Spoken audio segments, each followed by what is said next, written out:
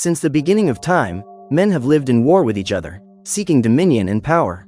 However, when the threat became too great, the gods decided to intervene and chose families to prevent chaos, giving them powerful artifacts in the shape of a cross. The most powerful of these is the Cross of the Isles, and generation after generation, chosen warriors have used this power to protect the innocent. However, a new threat is about to emerge, for a powerful artifact, the Staff of Sekhmet, has been found, and its power is capable of wiping out the entire human race. The staff remained stored away for many decades, without the bearers of the cross knowing of its existence. Even so, the families continued the legacy, and in 1980s Los Angeles, a boy named Callan is being trained to be the next bearer of the cross. His father shows him the Cross of the Islands, and says that with it, the boy will be able to activate his inner strength, known as Ashalstick.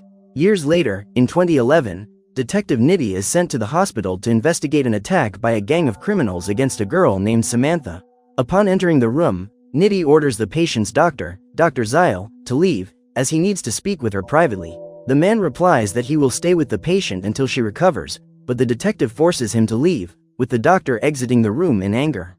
After that, Nitty wakes Samantha up and asks what happened, with the girl saying that she was taking some photos when she was approached by two criminals.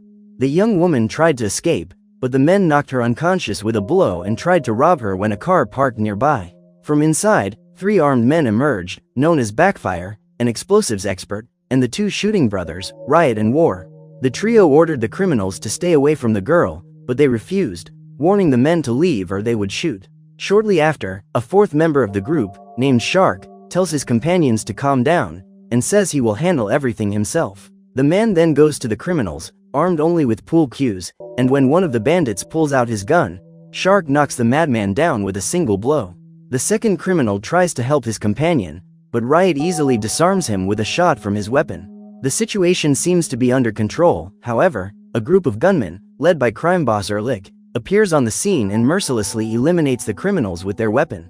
Apparently, the group is also interested in the girl, and upon seeing Riot and his team, the place turns into a war zone. Samantha says they started shooting at each other until another car arrives, bringing Callan, now an adult, known as Cross.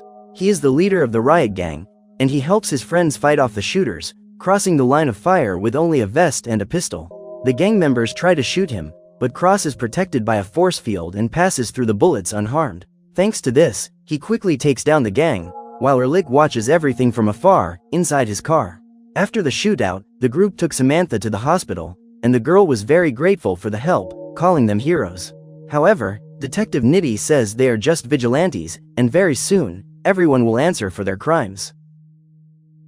After taking the young woman's statement, Nitty leaves, but outside the hospital, Dr. Zyle goes to speak with Wire and Brute, 2 mercenaries in Erlich's service. He orders the pair to capture 4 more young people, as Samantha's blood was not compatible for the experiment. Meanwhile, Cross and the others return to their hideout, where the rest of the group lives. The team celebrates another victory, but Cross is disheartened and recalls a past mission where he was with another teammate, Zoe, on a rescue mission. However, something went terribly wrong, and Cross has carried the guilt for his failure ever since.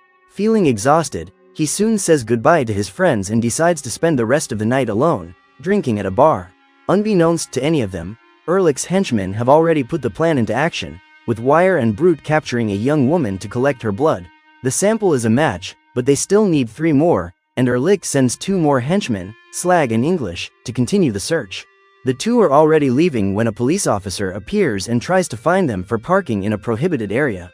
Without hesitation, English and Slag eliminate the officer and leave, taking another girl with them for Dr. Zyle's experiment. Later, English goes to the old port, where he waits for a mysterious figure, invited by Erlich. The individual appears, carrying a kind of staff, and warns English that he needs to find his boss as soon as possible. Far away, Cross orders a drink at the bar when he sees 2 drunk customers bothering a young woman. She tells them to leave, but the men persist and try to attack her, only for the young woman to knock them down with quick punches and kicks.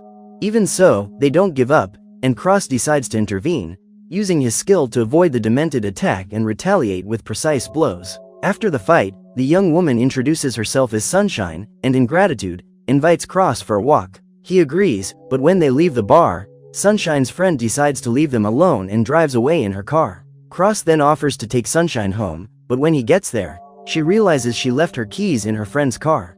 The two then head to Cross's house, where they take the opportunity to get to know each other better, with Sunshine asking about the necklace he's wearing. Cross replies that it's a gift from his father, who unfortunately was killed when he was just a boy. Sunshine is touched by the story, saying that she also lost her parents, and that's why she learned to take care of herself. The two soon realize they have a lot in common, and they enjoy the romantic moment for the rest of the night.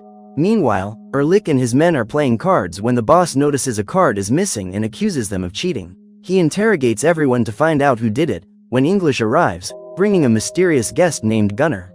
The man reveals himself to be a Viking, cursed with eternal life, who brought with him an artifact, none other than the legendary staff of Sekhmet.